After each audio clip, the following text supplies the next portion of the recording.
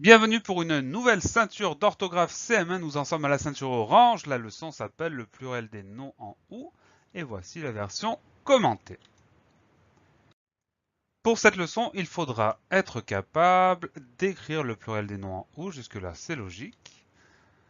La leçon nous raconte la chose suivante. Les noms terminés par OU au singulier prennent un S au pluriel. Ça, c'est la règle, la même que pour la plupart des noms.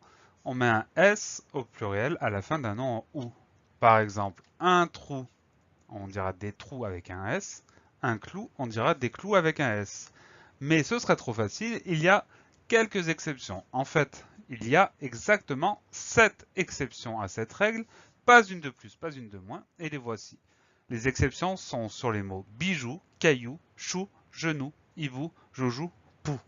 Donc ces 7 mots, je vous conseille de les apprendre par cœur parce que c'est une liste qui ne bouge pas. Il y en a 7. Tous les autres mots prennent un S, sauf ces 7-là qui prennent un X. On dira donc des bijoux avec un X, des cailloux avec un X, des choux avec un X, des genoux avec un X, des hiboux avec un X, des joujoux avec un X et des poux avec un X. Donc il y en a 7, on les apprend par cœur. Bijoux, cailloux, choux, genoux, hibou, joujou, pou. Tous les autres prennent un S à la fin. On voit tout ça avec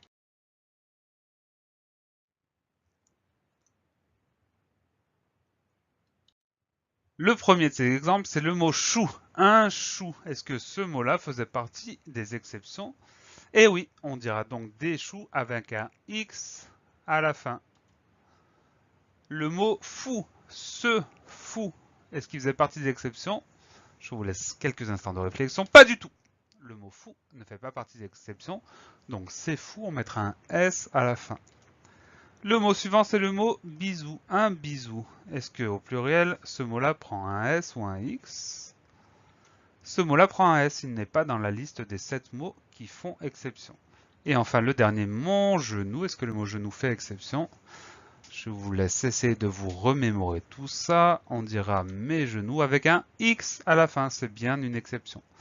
Voilà, j'espère que tout est clair. Pour cette leçon-là, il faut apprendre la liste des exceptions. Tous les autres mots fonctionnent selon la règle habituelle. Je vous souhaite bon courage pour les petits exercices qui accompagnent cette ceinture. Je vous donne rendez-vous très bientôt pour la ceinture suivante et d'ici là, travaillez bien.